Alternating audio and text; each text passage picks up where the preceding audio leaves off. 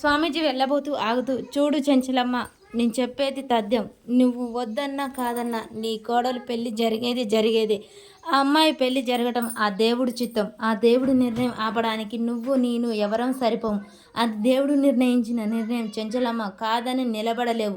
నువ్వే ఆ పెళ్లిని ఒప్పుకుంటావు. చూడు నేను చెప్పేది తథ్యం అని చెప్పేసి చెంచలమ్మతో స్వామీజీ అయితే అలా మాట్లాడుతూ ఉంటాడు. ఒక్కసారిగా ఆ మాట వినగానే చెంచలమ్మ షాక్ అయి చూసి ఊహించుకుంటూ ఉంటుంది. ఇంకా సింధూర మెడలో తనకిష్టం లేకుండానే తాళి పడుతుంది, అది నిజం అని చెప్పగానే సింధూర మెడలో తాళి చూసి ఏడుస్తూ ఉంటుంది. అది తలుచుకున్న చెంచలమ్మ కూడా బాధపడుతూ చాలా భయాందోళనకైతే గురి చేసుకుంటూ ఉంటుంది. అలా ఊహించుకుంటారు వాళ్ళందరూ. సింధూర ఇక అక్కడే ఉండి షాక్ అవుతుంది. చంటి ఆ మాట వినగానే చంటి కూడా చూస్తూ ఉంటాడు. ఇది నిజం, నువ్వు అవునన్నా కాదన్నా ఈ నిజం జరగాల్సిందే.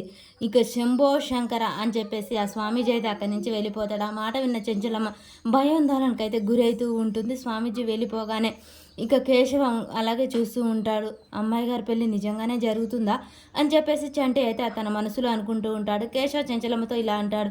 చెంచలమ్మ, దేవుడు రాసి పెట్టిన నిర్ణయం ఎలా జరగాలంటే అలా జరుగుతుంది. కానీ ఇందులో నాకు ఒకటే భయంగా ఉంది. సింధూరకు కూడా ఇష్టం లేకుండా జరిగే పెళ్ళి ఏంటి? ఈ పెళ్ళి నాకెటు అర్థం కావట్లేదు. అంతా శివయ్య మీదే భారం వేయాల్సిందే, మనం చేయాల్సింది ఏమీ లేదు అని చెప్పేసి ఇంకా కేశవ చెప్పి లోనికి వెళ్ళిపోతూ ఉంటాడు. రేణుకా భవతి అలా కూర్చొని ఉంటారు. ఈలోపే ఒక అతను వచ్చి అమ్మగారు అమ్మగారు అని చెప్పేసి గట్టిగా పిలుస్తూ ఉంటాడు. ఏంట్రా, ఏం కావాలి, ఎందుకు అలా అరుస్తున్నావు అని చెప్పేసి కేశవ అడుగుతూ ఉండగానే, మొన్న ఒక అమ్మాయి వీళ్ళు పెళ్లి జరిపించారు కదా, ఆ అమ్మాయి చనిపోయింది అని చెప్పగానే ఇంకా చెంచలమ్మ, కేశవ, సింధూర అందరూ షాక్ అయ్యి అలాగా చూస్తూ ఉంటారు.